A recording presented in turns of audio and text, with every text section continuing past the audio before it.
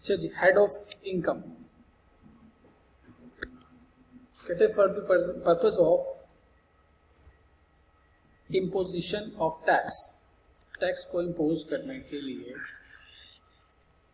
And the computation of taxable income, और taxable income calculate करने के लिए, all incomes shall be classified under the following heads. यानी पाकिस्तान में और पाकिस्तान से बाहर आपकी जितनी भी इनकम्स हैं, कहता है आपने उसको इन 5 हेड्स में क्लासिफाई करना।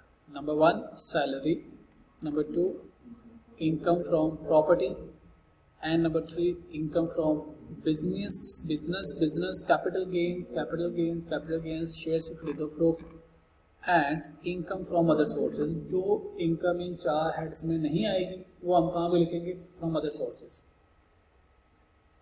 यानी कि अगर आप इसको रिलेट करें फाइनेंशियल स्टेटमेंट्स में से, फाइनेंशियल स्टेटमेंट में आप 2 तरह की इनकम लिखते थे। एक लिखते थे रेवेन्यू, जो आपका मेन बिजनेस है, उसमें से एक्सपेंस माइनस करते थे तो आपकी इनकम आ जाती थी। और दूसरा आपकी थी अदर इनकम्स, जो आपका बिजनेस है वहाँ से जो पैसा आ रहा है उसको आप रेवेन्यू कहते थे, बाकी क्या होती है? Other incomes. यहाँ पे क्या है? कहता है टैक्स के पॉइंट ऑफ व्यू से अब आपकी इनकम क्या है? Your income will be classified in 5 heads. Salary है वो, या वो प्रॉपर्टी है, या वो बिजनेस है, या वो कैपिटल गेन, और अगर ये चारों नहीं है तो it will be classified as other income. तो ये 5 तरह की इनकम है। इन 5 को ऐड करेंगे तो you will get total income. कहता the income of a person. अब पर्सन कौन हो सकता है? Individual, AOP, company, salaried individual and federal government. यहाँ तक हमने देखा था ये लोग इंडिविजुअल समझे जाते हैं। The income of a person under a head of income for a tax year shall be the total of the amounts derived bye the person in that tax year. कहता है उस टैक्स ईयर में उसने जो total पैसा कमाया ना, वो तमाम चीज़ों को हम कहेंगे इसकी ये इनकम है। That are chargeable to tax, वो वाली इनकम जो टैक्स को चार्ज होनी है। इसका मतलब है कुछ ऐसी इनकम भी हो सकती है जिसपे उसने टैक्स पे नहीं करना। Under the head as reduced by, यानी उसमें से कुछ माइनस करना है। टोटल डिडक्शंस, जो भी डिडक्शंस करते हैं, जैसे बिजनेस है उसमें रेवेन्यू भी होता है, उसमें से एक्सपेंस भी होते हैं, रेवेन्यू में से एक्सपेंस माइनस करेंगे तो आपकी इनकम आ जाएगी। If any allowed under the ordinance to the person for that tax year. अब ये जो लॉ है इसको समझने के लिए न्यूमेरिकल करते हैं, क्योंकि न्यूमेरिकल के बगैर हमें लॉ समझ आना नहीं।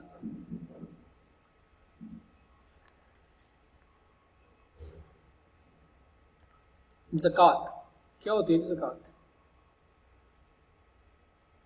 व्हाट इज ज़कात?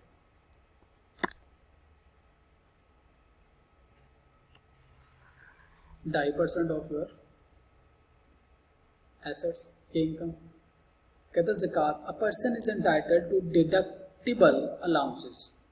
किसी भी शख्स को हम डिडक्टिबल अलाउंस कहते हैं कि हो सकता है हम आपको ज़कात अलाउ करें, हो सकता है ना अलाउ करें। डिडक्टिबल का मतलब क्या है? माइट और माइट नॉट अलाउ। यानी ये ऐसा एक्सपेंस है, ऐसा खर्चा है जो शायद डिडक्ट हो जाए आपकी इनकम में से, यानी एक्सपेंस के तौर पे शायद ना हो, इसलिए इसको कहते हैं डिडक्टिबल अलाउंस। ठीक है जी, deductible for the amount of any ज़कात paid by the person in a tax year. जिस टैक्स ईयर में पे किया उसी टैक्स ईयर में डिडक्ट हो सकती है।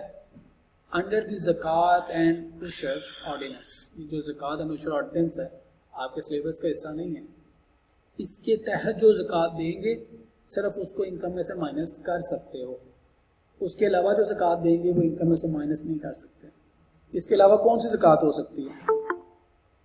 इसके अलावा ज़कात कौन सी हो सकती है? इसके अलावा हो सकती है ज़कात बेटा जी जो आपने कुछ रिलेटिव्स को दी है।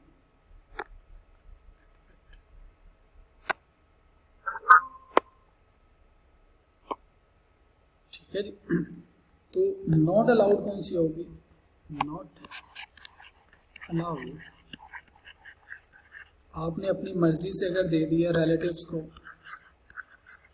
या आपने दे दी है किसी एनजीओ को, जहां आपका दिल चाहा आपने वहां पे ज़कात दे दी। आप ईद की नमाज़ पढ़ने जाएं तो वहाँ पर ज़कात दे दें, ज़कात दे दें, फ़तराना दे दें, फ़तराना दे दें। तो अगर आपने ज़कात किसी और को दे दिया, अशर ऑर्डिनेंस के तहत नहीं दी, ज़कात अशर ऑर्डिनेंस जो पाकिस्तान कानून है उसके तहत नहीं दी, तो फिर आपको डिडक्शन अलाउ नहीं होगी। लेकिन अगर आपने गवर्नमेंट ऑफ पाकिस्तान को दी है, पाकिस्तान के ख़जाने में जमा कराई है, तो फिर आपको ज़कात एज ए डिडक्शन अलाउ होगी, क्योंकि सही मुस्तहिक गवर्नमेंट है, ताकि वो वहाँ से मुस्तहिक लोगों को पैसे जमा कराएं। बैंक वाले भी काट लेते हैं, पहले काटते थे, अब नहीं काटते। साल के आखिरी दिन काट लेते थे, अब नहीं काटते, मना कर दिया कि इतने इतने पैसे लोगों के बैंक 30 जून से पहले पैसे निकाल लेते हैं, पुरानी बात होगी। एनी हाउ, तो यहाँ से हमें क्या पता चला, हमारी इनकम में से अगर हमने ज़कात पे की है वो डिडक्ट हो सकती है अगर हमने ज़कात एंड उशर ऑर्डिनेंस के मुताबिक पे की है। लेकिन अगर हमने अपनी मर्जी से पे किया तो फिर शायद अलाउ नहीं होगी। ये बात समझ आ गई? ये है जी टैक्सेबल इनकम का format. Income from salary, income from business, income from property, income from capital gain. आप इन सबको क्या कर रहे हैं, पांचों हेड्स को add, this is your total income. इसमें से लेस क्या कर रहे हैं, ज़कात अगर अलाउड है तो ज़कात माइनस करेंगे तो ये आपकी इनकम क्या आ जाएगी, टैक्सेबल इनकम। Got it? पांचों हेड्स की इनकम को ऐड करेंगे और ऐड करने के बाद ज़कात को माइनस करेंगे, तो अब जो इनकम है दैट इज टैक्सेबल इनकम। अगर ज़कात अलाउड ना होती तो फिर यही इनकम जो है ये टैक्सेबल इनकम थी। अगर आपने ज़कात एंड उशर ऑर्डिनेंस के तहत ज़कात पे किया तो वो आपकी माइनस हो सकती है। एग्रीड? अभी तो ये मोटी मोटी बात है ना, इसके ऊपर हमने कंप्लीट डिटेल्स पढ़नी है कि सैलरी इनकम क्या उसको पढ़ेंगे, बिजनेस इनकम क्या उसको पढ़ेंगे, प्रॉपर्टी इनकम क्या होती है इसको पढ़ना है, कैपिटल गेन्स को क्या पढ़ना है। ये तमाम अलग अलग चैप्टर्स हैं बेसिकली। अभी हम उसकी समरी देख रहे हैं, फिर आगे जाके चैप्टर्स में डिटेल्स देखेंगे। तो this is taxable income. Question आपके सामने कहते हैं mister one is Pakistani resident, he paid zakat amounting to rupees 40,000. His income detail for the year are as follow: salary 1.1 million, business 375,000, property 125, capital gain 62.5, 62,500, other sources 87,500। ये उसकी क्या है बेटा जी, incomes 1.7 million. आजकल जो पाकिस्तान के हालात है ना, आपको मल्टीपल इनकम्स रखनी पड़ेंगी। आप भी ऐसे प्लान कीजिएगा कि आप नौकरी भी कर रहे हो, साथ में बिजनेस भी कर रहे हो, कोई आपके पास प्रॉपर्टी है वो भी रेंट पे दियो, घर में अगर 4 कमरे 2 में रहो 2 रेंट पे दो, कैपिटल गेन्स यानी शेयर्स में भी इन्वेस्टमेंट की हो जो आपके पास फालतू पैसा है, या किसी बैंक में रख के इंटरेस्ट ले रहे हो। अदर इनकम्स भी आपके पास होनी चाहिए, यानी एग्रीकल्चर इनकम है या कोई ट्रेडिंग कर रहे हैं छोटी मोटी, तो ये तमाम इनकम्स आपके पास मल्टीपल एवेन्यूज आने चाहिए। अब एक सोर्स ऑफ इनकम से गुजारा करना आजकल के महंगाई के दौर में मुश्किल है ना, उससे क्यों देख रहे हो। तो कहता है calculate taxable income for mister one. निकालें, कैलकुलेटर करें, कैलकुलेट क्या होगी जिसकी टैक्सेबल इनकम 17,35,000। तो अगर मैं यहाँ पे कैलकुलेट करना चाहूँ तो इसकी टोटल इनकम कितनी थी, 1,775,000। ये इन तीनों को ऐड करने के बाद ज़कात कितनी माइनस होगी, 40,000 की ज़कात माइनस करेंगे और बाकी क्या रह जाएगी 1,735,000। तो this is the taxable income. क्या समझ आ गई जी, कोई मुश्किल बात? अच्छा, अगली बात देखें। फिर हमें टैक्सेबल इनकम कैलकुलेट करनी आ गई। अब हम कंप्यूटेशन ऑफ टैक्स लायबिलिटी देखते हैं। अब इस इनकम के ऊपर टैक्स कैसे कैलकुलेट करना, एंड टैक्स रेट्स, कौन सा रेट एप्लीकेबल होगा, छोटी इनकम कम टैक्स, बड़ी इनकम ज़्यादा टैक्स। ठीक है। जितनी इनकम कम होगी उतना कम टैक्स, जितनी इनकम ज़्यादा हुई उतना ज़्यादा टैक्स। इसको कहते हैं प्रोग्रेसिव टैक्सेशन। पाकिस्तान में we are having progressive tax system.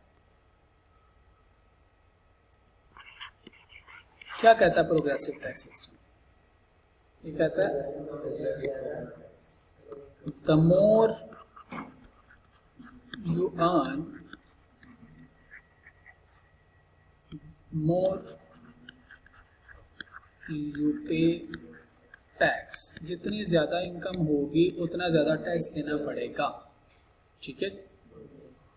तो कंप्यूटेशन ऑफ टैक्स लाइबिलिटी यानी कितना वाजिबुल अदा है, एंड टैक्स रेट्स ये हम पढ़ने जा रहे हैं under the first schedule of income tax ordinance 2001। The tax means any tax imposed, जो टैक्स लगाया गया under the ordinance. The ordinance से क्या मुराद है? जिस वक्त लगाया गया उस वक्त जो ऑर्डिनेंस एप्लीकेबल है। एंड इंक्लूड्स एनी पेनल्टी, यानी टैक्स में पेनल्टी भी हो सकती है। जिन लोगों ने देर से टैक्स जमा कराया उनके ऊपर जुर्माना भी तो लग जाता है ना। फी और अदर चार्जेस और any sum of amount levied और payable under the income tax ordinance 2001। तो कहता है टैक्स क्या है? टैक्स कहता है एक मैंने जो टैक्स इम्पोज किया, नंबर 1। नंबर 2, पेनल्टीज भी टैक्स की मद में आएंगी। कोई फीसिस आपसे ली जा रही हैं वो भी टैक्स की मद में आएंगी। कोई other charges income tax ordinance में लगे हैं वो भी टैक्स है।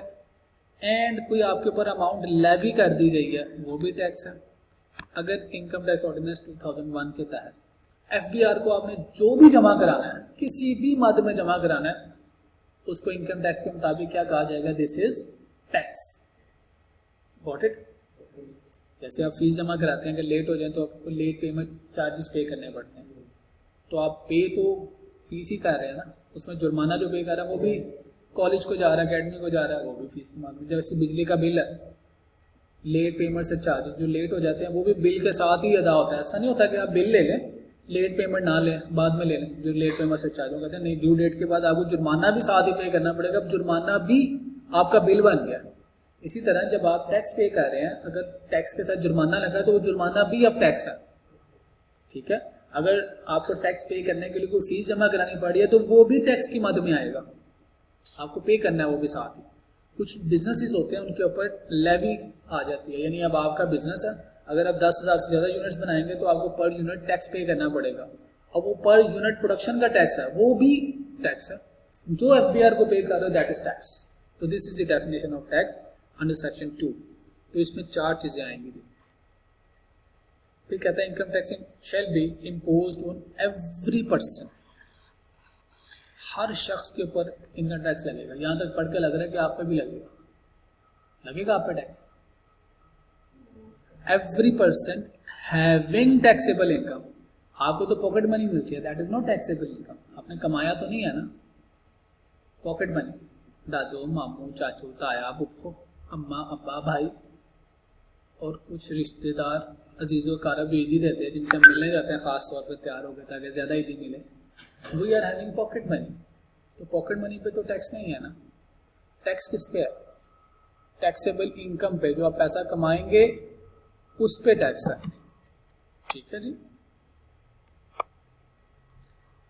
Okay, for each tax year at the applicable rate as mentioned below. भी देखते हैं एप्लीकेबल रेट क्या है। कहता है ये जो इनकम टैक्स ऑर्डिनेंस का फर्स्ट स्केड्यूल है, ये different tax rate for different classes. ये देखें ये टैक्स रेट्स हैं। कहता है tax rate for salaried individual, जिसकी सैलरी है उस पर टैक्स रेट लगेंगे 6 लाख तक की सैलरी 0% टैक्स।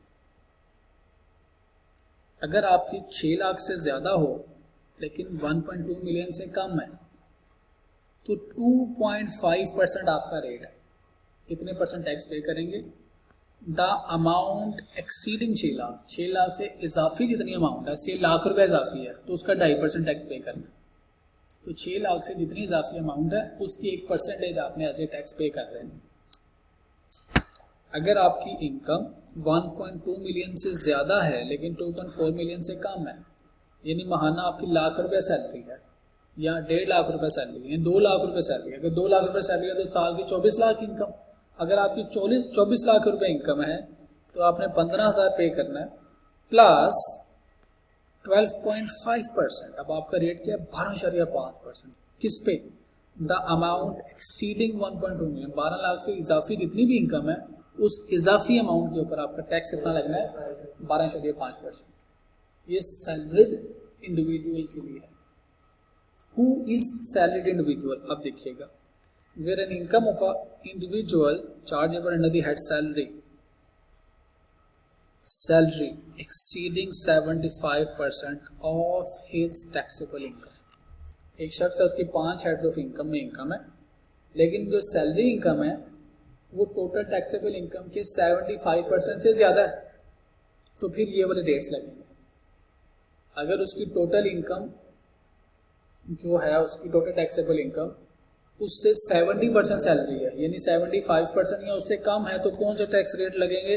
ये नीचे वाले टैक्स रेट लगेंगे। ये किसके लिए है? Tax rates for non salaried individual and association person. Don't worry, ये पेपर में आपको गिवन होगा, क्वेश्चन पेपर के साथ रेट्स आ रहे होते हैं। क्वेश्चन के साथ रेट्स आएंगे, आपको याद करने की जरूरत नहीं है। हमारे ज़माने में हम याद करते थे, आपको जरूरत नहीं। ओके, तो अब अगर मेरी टोटल इनकम, टैक्सेबल इनकम का 75% से ज़्यादा सैलरी है तो मेरे पास सैलरी वाला रेट, अगर 75% या उससे कम है तो नॉन सैलरीड इंडिविजुअल या एओपी वाले रेट्स लगेंगे। Okay, this is a question. Requirement बताइए जी, क्या सवाल है? Mister 2 is Pakistani resident, his income details for the year are as below. 5 heads of income है, टोटल इनकम बनी है उसकी 1.7 मिलियन। 75,000 रुपये उसने ज़कात पे की है, डिडक्शन है, इसका मतलब अंडर ज़कात और नेशनल ऑर्डिनेंस होगा। 1.7 मिलियन इज इनकम, ये है इसकी टैक्सेबल इनकम। इसका 75% लें, क्या आता है?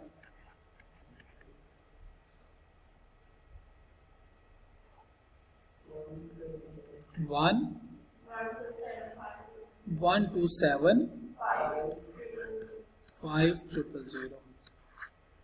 इसका मतलब है 75% बनता है 1,275, लेकिन उसकी सैलरी इनकम क्या है? इससे ज़्यादा के इससे कम है? इससे कम है, इसका मतलब है सैलरीड वाला रेट नहीं लगेगा। कौन सा रेट लगेगा? Rate of non salaried is applicable, right? अब इसका टैक्स कैलकुलेट करते हैं। टैक्स कैलकुलेशन में जाते हैं। नॉन सैलरीड वाला रेट लगेगा। अब इसकी इनकम कितनी है जी? 1.7 मिलियन है। 1.7 मिलियन देखें जी कौन से स्लैब में फॉल करता है? इसमें। अब उसका टैक्स कितना है? 75,000 तो ये बनता है, प्लस 1.2 मिलियन से जो ज़्यादा अमाउंट है उसके ऊपर 20% आपने लेना है। ओके जी, 75,000 तो उसका स्ट्रेट फॉरवर्ड टैक्स है, 75,000 तो उसने टैक्स पे करना ही करना है। प्लस अब उसकी इनकम है जी 1700 माइनस 1.2 मिलियन। 1.2 मिलियन से जो इजाफी अमाउंट है इसके ऊपर रेट क्या लगना है? 20%। तो बताइए क्या टैक्स बनता है?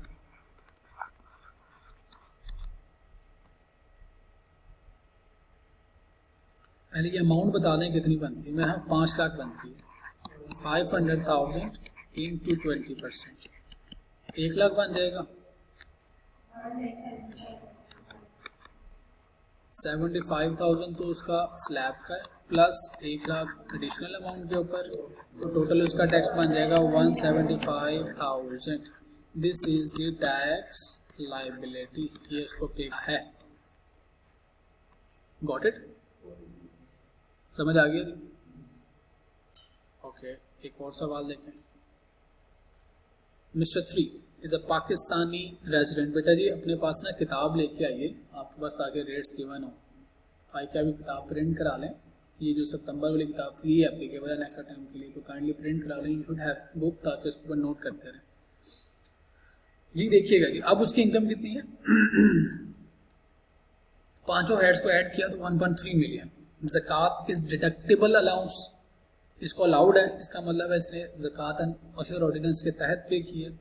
1.2 million is the taxable income, इसका क्या लेना है, लें 75%, तो क्या आता है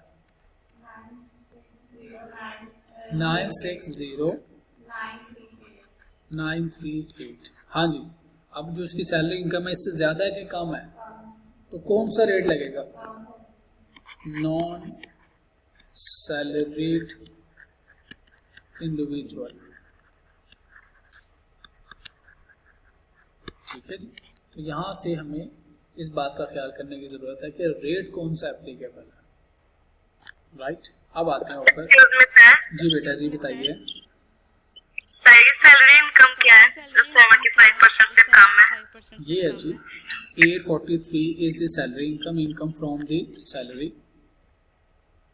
ओके सर, समझ आया। 843 इसकी सैलरी इनकम है जो कि कम है 960938, तो उसके पास इसलिए नॉन सैलरीड वाला रेट लगेगा, इसका मतलब सैलरीड इंडिविजुअल नहीं है। लेकिन इनकम कितनी है टैक्सेबल, 1281। देखते हैं जी कौन से स्लैब में है, 1281 सेम स्लैब है, इसी स्लैब में। तो 75,000 तो उसने पे करना है, और 1.2 मिलियन से अबव जो इनकम है उसका 20% पे करेंगे। तो इसका टैक्स कैलकुलेट अगर करें हम, टैक्स इज इक्वल टू 75,000 तो उन्होंने पे करना ही करना है, प्लस जो एक्सेस अमाउंट है 1.2 मिलियन से वो कैसे कैलकुलेट करेंगे, 1281250 माइनस 1.2 मिलियन। ये 1.2 मिलियन माइनस क्यों कर रहा हूँ बेटा जी, क्योंकि 1.2 मिलियन पे तो 75,000 टैक्स मान गया ना इसका, इसलिए इसको माइनस कर रहा हूँ। तो 75,000 प्लस बाकी क्या बचा जिस पर टैक्स नहीं लगा अभी, दैट इज 281,250। इसके ऊपर रेट क्या लगेगा, 20%। हाँ जी 81,000 आएगा, ये नहीं जी। तो अमाउंट क्या बनेगी, टैक्स की अमाउंट बन जाएगी जी 75,000 प्लस 81,250 का 20% लेंगे तो क्या आता है बेटा जी, 16,250। Grand total is 91,250। This is the tax payable या टैक्स लायबिलिटी। Got it. लीजिए एक और सवाल करें।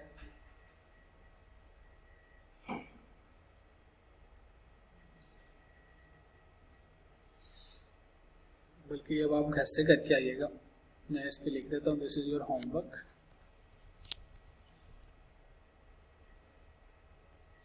ये भी आपका होमवर्क है, ये भी होमवर्क है। ये क्वेश्चन देखिएगा, करें जरा इसको सॉल्व।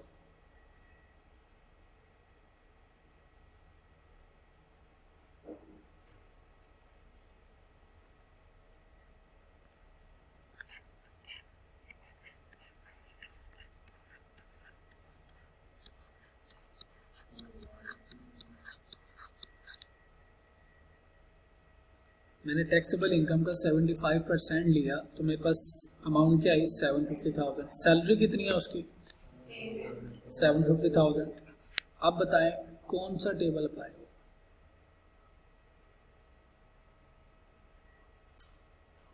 वापस आते हैं ऊपर,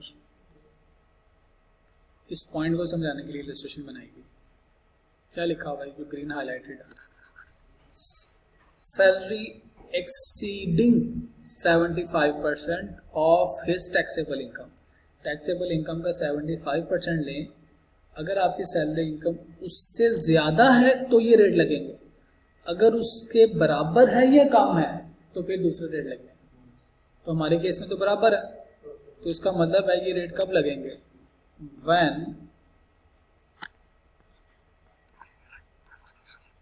salary income is equal and less than 75% of taxable income, right? Clear है? तो अब हमारे पास अगेन यही वाले रेट्स लिखने हैं। क्या रेट है जी? इनकम कितनी है इनकी? इनकम है इनकी 1 मिलियन, ठीक है जी, 1 मिलियन है, लेकिन नॉन सैलरी रेट लगेंगे 1 मिलियन। आते हैं जो इस टेबल पे 1 मिलियन कौन से टेबल में आता है जी? इस स्लैब में आता है, इसको कहते हैं स्लैब्स। ये slab 1 2 3 4 these are the slabs. Income इस रेंज में हो तो उस पर टैक्स रेट ये लगेगा। ये स्लैब नंबर 3 है, इसको कहते हैं स्लैब्स। इसमें घर में शेल्फ नहीं डाली होती स्लैब्स, वो शेल्फ तो दीज आर द स्लैब्स, ठीक है। वो एक स्लैब होती है, फिर उसके ऊपर दूसरी, फिर उसके ऊपर तीसरी, उसके ऊपर बर्तन से जाए होते हैं गाँव में। ओके जी, अब उसकी इनकम कितनी है? 1 मिलियन। 1 मिलियन इनकम है तो यानी तीसरे स्लैब में आएगा। अब उसको टैक्स क्या पे करना है? 15,000 ये पे करना है, plus 15% of amount exceeding 8 lakh. 8 lakh से जितनी ज़्यादा अमाउंट है उसके ऊपर उसको 15% पे करना है। Okay, let's go.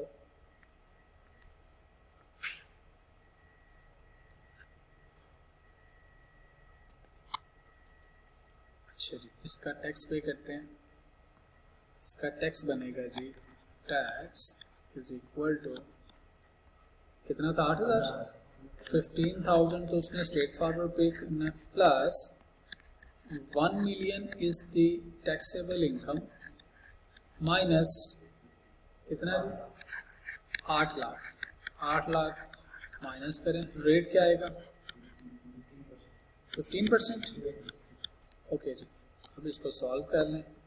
15,000 तो पे करना है उसने, किसकी वजह से? इस 8 लाख की वजह से, प्लस 2 लाख के ऊपर उसने पे करना है 15%। 15,000 तो उसका टैक्स बनता है, प्लस 2 लाख का 15% लें तो 30,000। तो टैक्स पेबल कितना बनता? 45,000 इज टैक्स पेबल। जी बेटा जी, स्लैब रेट्स का पता चल गया। कब सैलरीड वाली स्लैब लगनी है और कब नॉन सैलरीड वाला टेबल लगना है, ये समझ आ गई। स्लैब का पता चल गया। टैक्स टोटल इनकम का पता चल गया। What is total income? तमाम हेड्स की इनकम को ऐड करें टोटल इनकम, उसमें से डिडक्टिबल अलाउंस माइनस करें तो हमारे पास टैक्सेबल इनकम। टैक्स किस पे पे करना है? टैक्स एबल इनकम पे, जिसके ऊपर टैक्स पे करना है, टैक्स एबल इनकम। यानी इसका मतलब ये है, अगर आपकी टोटल 1 मिलियन इनकम है, बल्कि लास्ट क्वेश्चन पे आते हैं, अगर आपकी इनकम 3.2 मिलियन है और आपने ज़कात पे कर छोड़ी है, ज़कात अनुसर ऑर्डिनेंस के तहत, तो गवर्नमेंट ऑफ पाकिस्तान आपको सहूलत दे रही है या आपके साथ नुकसान कर रही है? वो आपको फ़ायदा दे रही है, अप्रिशिएट कर रही है, कह रही है आपने जो ज़कात पे कर दी है तो वो भी इनकम थी, लेकिन आप ज़कात पे कर रहे हो तो आपको ज़कात पे करनी चाहिए। आप ज़कात पे कर रहे हो तो दिस अ गुड स्टेप, लिहाजा हम आपको छूट देते हैं। हम आपसे टैक्स अब लेंगे 3.1 मिलियन पे, तो उसने टैक्सेबल इनकम आपकी कम कर दी, जबकि आपकी टोटल इनकम ज़्यादा थी। 3.2 मिलियन पे टैक्स देते तो ज़्यादा अमाउंट बननी थी। ज़कात देने की वजह से अंडर ज़कात एंड ओशर ऑर्डिनेंस आपकी टैक्सेबल इनकम कम होगी, अब आपको टैक्स कम देना पड़ेगा। तो डिडक्टिबल अलाउंस समझ आई? डिडक्टिबल का मतलब क्या है? पता नहीं ज़कात अलाउ होगी या नहीं। कौन सी ज़कात अलाउ होगी? जो ज़कात एंड ओशर ऑर्डिनेंस के तहत पे की है। अब यहाँ पे एक और असम्पशन लीजिए, ज़कात एंड ओशर ऑर्डिनेंस के तहत यहाँ पे एक असम्पशन लें। अगर तो पेपर के अंदर उसने बता दिया इधर है ज़कात, पहला पॉइंट, मे और मे नॉट अलाउड। अगर तो पेपर के अंदर उसने बता दिया कि ये अंडर ज़कात एंड ओशर ऑर्डिनेंस के तहत पे की गई है, तो फिर तो जाहिर अलाउड है। अब क्या ऑप्शन हो सकती है? पहली ऑप्शन ये हो सकती है, क्वेश्चन क्लियरली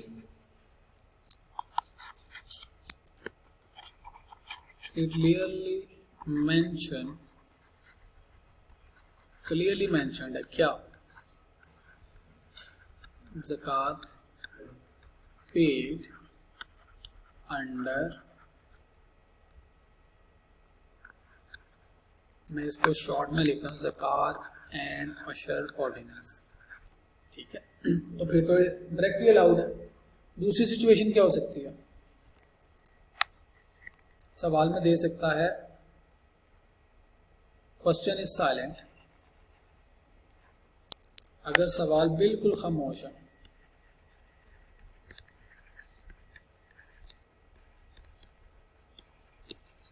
क्वेश्चन में कुछ नहीं लिखा हुआ कि ज़कात किस लॉ के तहत पे की गई है, ना लिखा हुआ कि अशर ऑर्डिनेंस, ना लिखा हुआ कि फॉर अदर पर्पस, तो यहाँ पे भी हम इसको भी डिडक्ट करेंगे, इसको भी डिडक्ट करेंगे।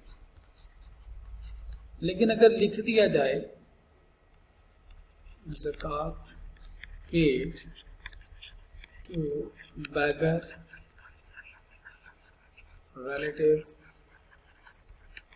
NGO, तो अब क्या करेंगे, नॉट टू डिडक्ट, अब आपको डिडक्ट नहीं करेंगे।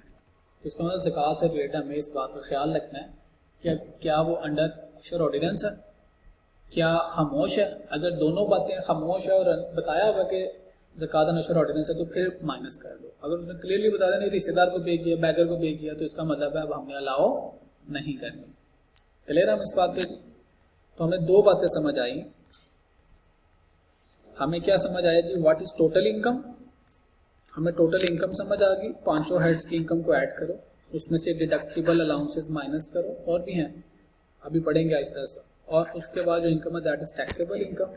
अब हमने टैक्सेबल इनकम को देखना है कि क्या वो सैलरीड वाला रेट लगना है या नॉन सैलरीड वाला रेट लगना है। तो उसके लिए हमें 75% वाला एक असूल अप्लाई करना है। अगर सैलरी इनकम टैक्सेबल इनकम के 75% या उससे ज़्यादा है तो सैलरी वाला रेट, अगर टैक्सेबल इनकम 75% के बराबर या कम है तो नॉन सैलरी वाला रेट। क्लियर है जी हम यहाँ तक? चलिए इससे आगे मूव करते हैं।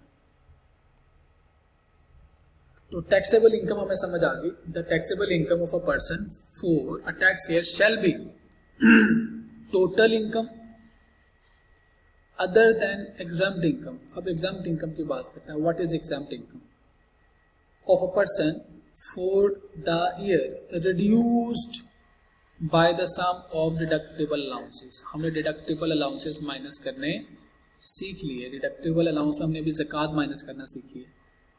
कहता है टोटल इनकम, उसमें एग्जाम्प्ट इनकम नहीं लेनी, माइनस डिडक्टिबल अलाउंसेस।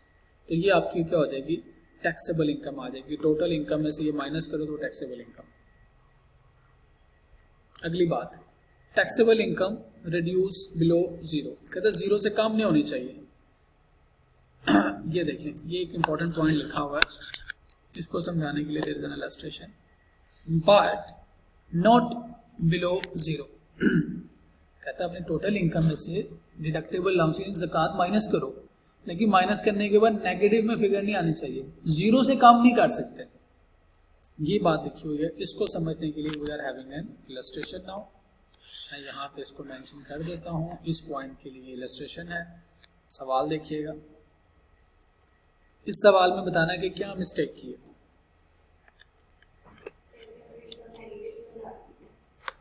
क्या गलती है जी, टैक्सेबल इनकम नेगेटिव में जा रही है। ऊपर उसने क्या कहा है, but not below zero, zero से कम तो हो ही नहीं सकती।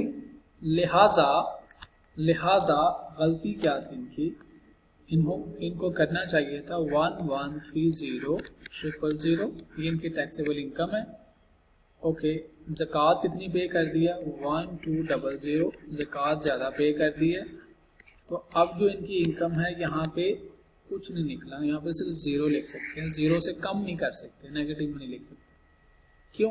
अगर नेगेटिव में लिखेंगे तो रिफंड बन जाएगा, तो रिफंड तो गवर्नमेंट ने आपको देना नहीं इस केस में, तो ज़कात की वजह से refund is not allowed. Clear है जी हम इस पॉइंट पे? मिस्टेक पता चल गई। मिस्टेक क्या है, उसने नेगेटिव में लिख दिया। एक और देखिएगा बात, टोटल इनकम। कहता है total income of a person for a tax year shall be sum of, किसका sum, person's income under all heads of income, पांचों हेड्स का sum for the tax year. उसके बाद कहता है person's income exempt from tax year for that tax year under any of the provision of the income tax ordinance. कहते हैं इसको आपने क्या करना है, टोटल इनकम में ऐड करना है, बट टोटल इनकम और taxable income are the separate concepts. Exempt income क्या होती है, कहते हैं इसको ऐड करें, मैंने लिखा है add in total income but reduce from the taxable income. अब जरा गौर कीजिएगा बेटा, एग्जम्प्ट इनकम जिसके ऊपर टैक्स नहीं पे करना, गवर्नमेंट कहती है इस पर टैक्स नहीं पे करना। एग्जाम्पल लेते हैं हम एग्रीकल्चर इनकम की।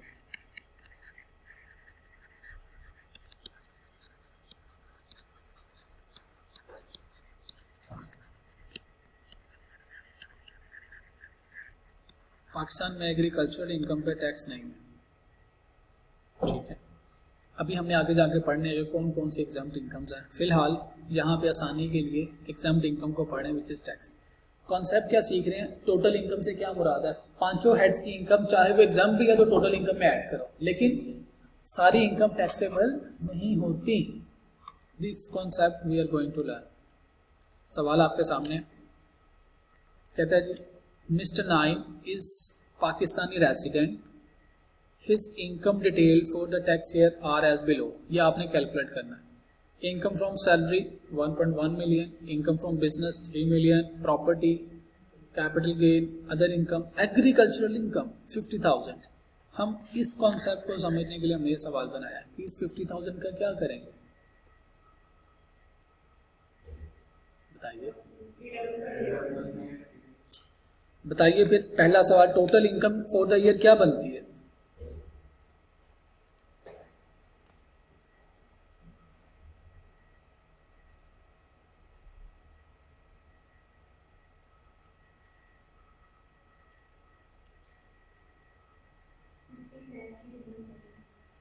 वन फाइव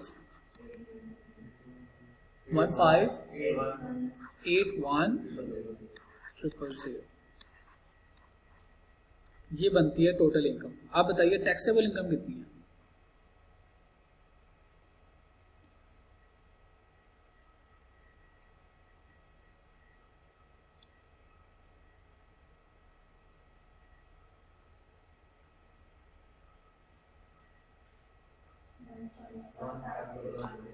टैक्सेबल इनकम कह रहे 1511। अब टैक्स बताइए इस पे क्या होगा। अच्छा टैक्स इकट्ठे कैलकुलेट करते हैं। अच्छा मैं भी इसको कैलकुलेट कर लूँ जी। अब हम टैक्सेबल इनकम कैलकुलेट करने लगे हैं। चलिए यहीं पे कर लेता हूँ।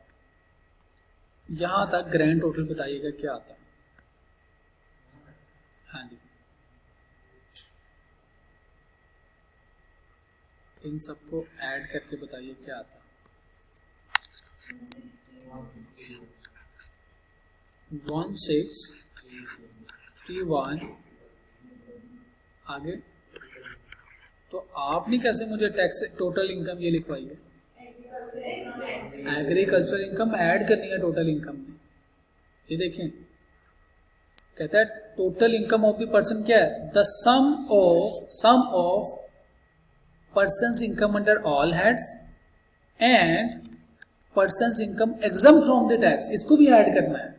टोटल इनकम में आपने जाहिर तो करना है ना हमारी एग्रीकल्चर इनकम, टैक्स नहीं पे करे लदा बात है, लेकिन टोटल इनकम में कहते हैं इसको सम करो, सम पांचों हेड्स प्लस एग्जम्प्ट इनकम।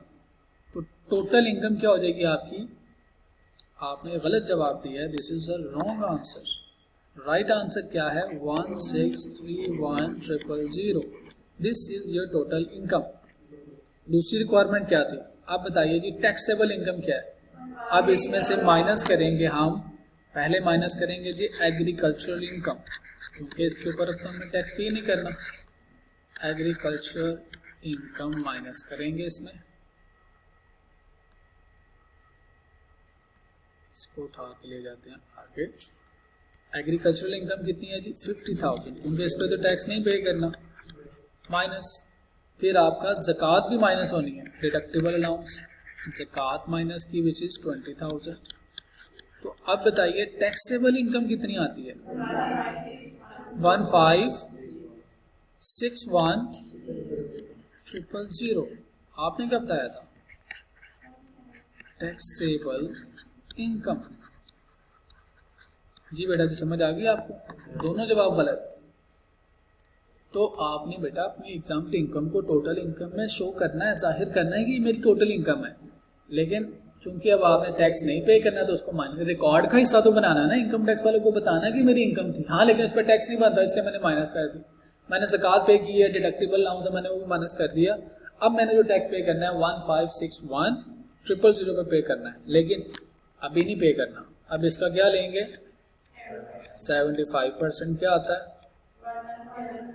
11,70,750। हाँ जी, अब बताइए सैलरी इनकम इससे ज्यादा है या इससे कम है? कम है, तो कौन सा रेट लगेगा, नॉन सैलरीड इंडिविजुअल। ठीक है जी, अब उसका रेट लगाते हैं, यहाँ पे टैक्स कैलकुलेट कर लेते हैं जी। What is tax, tax calculate करना है 1.5 मिलियन। चलें जी देखते हैं 1.5 मिलियन कौन से स्लैब में फॉल करता है, इसी स्लैब में है जी। 75,000 प्लस 20% एक्सीडिंग 1.2 मिलियन। ओके, 75,000 पे करना है हमने, प्लस इसका है 1561,000 माइनस 1.2 मिलियन। इससे जो एक्सीडिंग है इस पर रेट क्या लगना है, 20%, क्योंकि 1.2 मिलियन में तो 75,000 टैक्स आ गया। अब जो बाकी एडिशनल अमाउंट है उस पर 20% लेना आपने। 75,000 तो 1.2 मिलियन का टैक्स है, प्लस एक्सीडिंग अमाउंट कितनी है बेटा जी, what is the exceeding amount, 361,000 into 20%, ये है इजाफी अमाउंट। तो अब बताइए टैक्स क्या बनता है, 75,000 जमा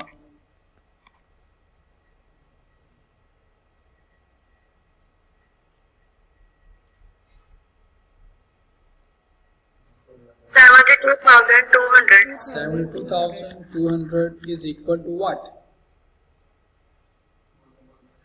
147,200 is the tax payable।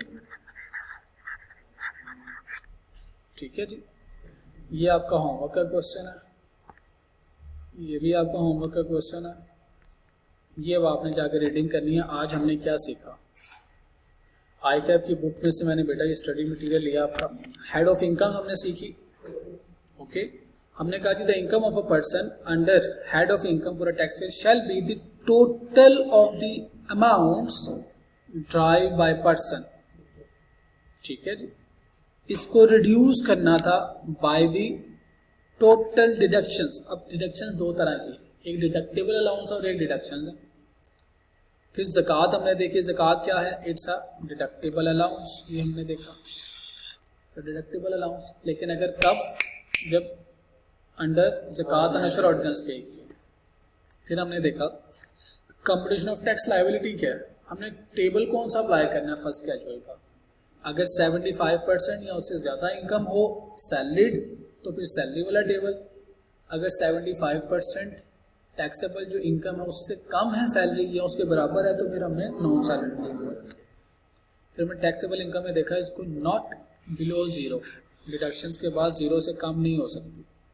और उसके बाद हमने देखा टोटल इनकम, उसमें से उसमें एग्जाम्प्ट इनकम को ऐड कर सकते हो लेकिन उसके ऊपर टैक्स नहीं पे करना। टोटल इनकम में तो एग्जाम्प्ट इनकम आएगी लेकिन टैक्सेबल इनकम में एग्जाम्प्ट इनकम को आपने रिड्यूस कर दिया होगा, माइनस कर दिया होगा। दिस वाज टुडेज लर्निंग, ये कंटेंट है जो आज जाके आपने पढ़ना। ठीक है, थैंक यू। होमवर्क के सवाल मैंने आपको दे दिए हैं। सी यू टुमारो।